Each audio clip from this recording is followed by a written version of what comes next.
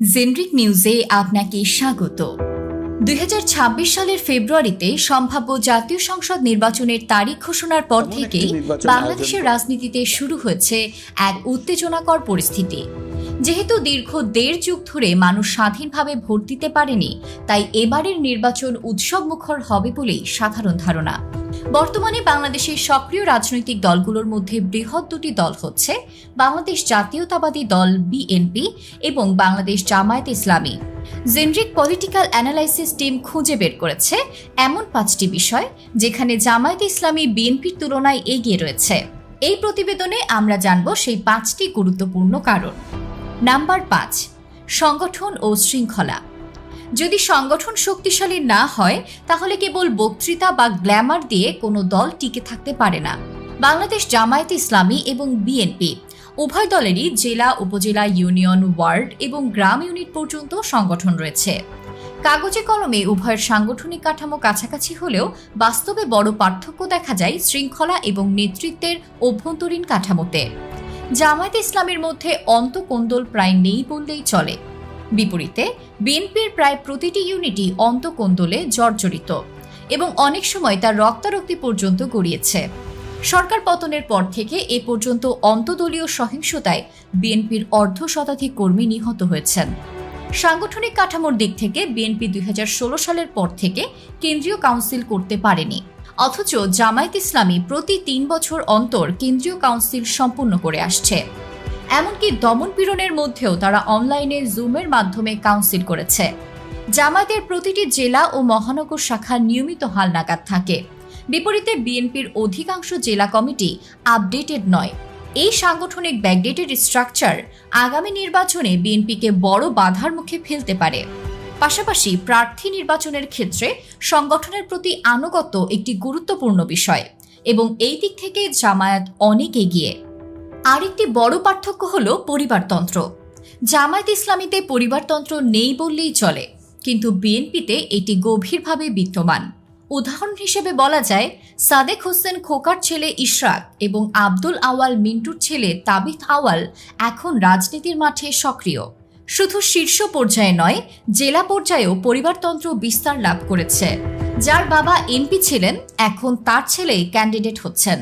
এই সংস্কৃতির বাইরে জামায়াত একটি ব্যতিক্রমী দৃষ্টান্ত স্থাপন করেছে, যেখানে একজন সাধারণ রিকশাওয়ালার সন্তানও ভাবতে পারে, আমি যদি যোগ্য হই তাহলে আমিও দলের শীর্ষস্থানে যেতে পারি। ফলে মাঠ পর্যায়ের কর্মীদের মধ্যে উৎসাহ, আত্মনিবেদন ও দীর্ঘমেয়াদী পরিকল্পনার মানসিকতা তৈরি হয়। এই সুযোগ বিএনপিতে পরিবারতন্ত্রের কারণে খুব একটা দেখা যায় না। নাম্বার 4, বয়ান তৈরি। রাজনীতির মাঠে বয়ান বা ন্যারেটিভ অত্যন্ত গুরুত্বপূর্ণ। মানুষ যদি বুঝতে পারে কে কি বলছে, তখন সে তার ভোটটি সচেতনভাবে দিতে পারে। জামায়াত ইসলামের বয়ান অত্যন্ত সুস্পষ্ট এবং নির্দ্বিধায় উপস্থাপনযোগ্য।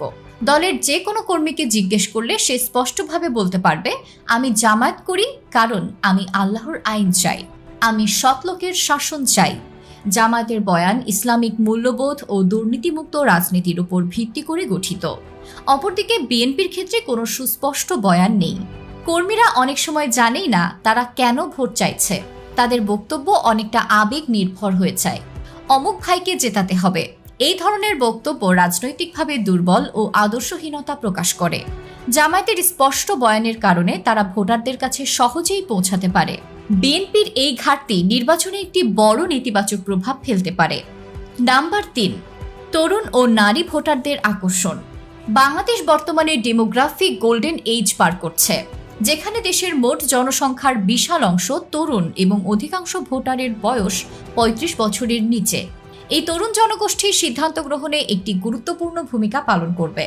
জামায়াত তাদের নেতৃত্বে এই বাস্তবতাকে গুরুত্ব দিয়েছে। দলের বড় একটি অংশের নেতৃত্ব 45 বছরের নিচে, ফলে তারা তরুণদের ভাষা, চাহিদা ও মানসিকতা বুঝতে সক্ষম। অন্যদিকে বিএনপির নেতৃত্ব এখনো পুরনো মুখে আটকে আছে। শামসুজ্জামান দুদুর মতো নেতাদের বক্তব্য বর্তমানে তরুণ প্রজন্মের কাছে অনভিপ্রেত ও যুগোপযোগী মনে হয় না। নারী ভোটারদের ব্যাপারেও জামায়াত ইতিবাচক বার্তা দিতে পেরেছে। অতীতে অনেক নারী মনে করতেন জামায়াত যদি ক্ষমতায় আসে তবে নারীদের উপর নিষেধাজ্ঞা আরোপ করা হবে। জামায়াত এই ধারণা ভাঙতে সক্ষম হয়েছে এবং প্রমাণ করতে পেরেছে যে তারা নারীদের উপর কোনো ধরনের বাড়াবাড়ি বা কড়াকড়ি আরোপ করবে না। আমাদের সমাজে নারীরা সাধারণত শৃঙ্খল পরিবেশ পছন্দ করে। বিএনপির অন্তকোন্দল এবং সহিংসতার চিত্র নারীদের মাঝে ভয় তৈরি করেছে, ফলে নারী ভোটারদের বড় একটি অংশ জামায়াতের দিকে ঝুঁকছে। বর্তমানে জামায়াতের নারী সদস্য প্রায় ৪৫%, যা প্রমাণ করে যে নারীদের মন জয় করতে জামায়াত অনেকটাই সফল হয়েছে। নাম্বার ২, অনলাইন প্রভাব ও প্রচারণা ক্ষমতা। এই নির্বাচনে অনলাইনের ভূমিকা অত্যন্ত গুরুত্বপূর্ণ। জামায়াতে ইসলামী এবং ইসলামী ছাত্র শিবিরে অনলাইন উপস্থিতি অত্যন্ত সক্রিয় ও সংগঠিত। যদিও এটি কোনো সাজানো ক্যাম্পেইন নয়, তথাপি জামায়াতপন্থী শিক্ষিত ও তরুণ জনগোষ্ঠী স্বতঃস্ফূর্তভাবে অনলাইনে দলটির পক্ষ নিয়েছে।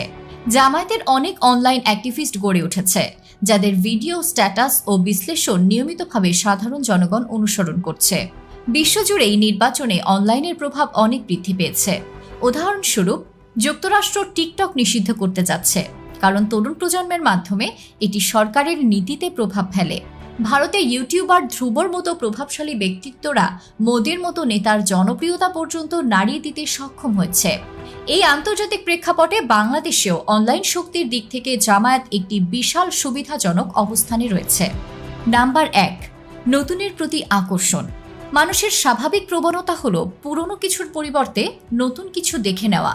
যেমন পুরনো ফোন ব্যবহার করেও আমরা ভাবি নতুন মডেলটা দেখি কেমন। রাজনীতির ক্ষেত্রেও এই প্রবণতা কার্যকর। জামায়াত প্রচারণায় বলছে, সবাইকে তো দেখেছেন, এবার আমাদের একবার সুযোগ দিন। এই বার্তাটি ভোটারদের মধ্যে নতুনের প্রতি আকর্ষণ তৈরি করছে, কারণ জনগণ ইতোমধ্যে আওয়ামী লীগ ও বিএনপিকে ক্ষমতায় দেখে ফেলেছে, কিন্তু জামায়াতকে এককভাবে রাষ্ট্র পরিচালনায় দেখেনি। এই কারণে জামায়াত একটি নতুন এবং দুর্নীতিমুক্ত বিকল্প হিসেবে বিবেচিত হচ্ছে।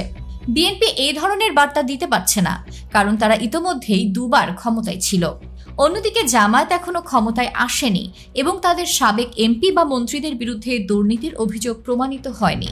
এই ক্লিন ইমেজ জামায়াতের জন্য আগামী নির্বাচনে একটি বড় ট্রাম্প কার্ড হিসেবে কাজ করতে পারে। এতক্ষণ আমাদের সাথে থাকার জন্য ধন্যবাদ। জেনরিক পলিটিক্যাল অ্যানালাইসিস টিমের আগামী পর্বে থাকবে বিএনপির 5টি শক্তিশালী দিক, যা নির্বাচনে বিএনপিকে এগিয়ে রাখতে সহায়ক হবে। সাবস্ক্রাইব করুন, লাইক দিন এবং কমেন্টে জানান আপনি কি মনে করেন। আমাদের পরবর্তী কন্টেন্ট মিস করতে না চাইলে বেল আইকনে ক্লিক করতে ভুলবেন না।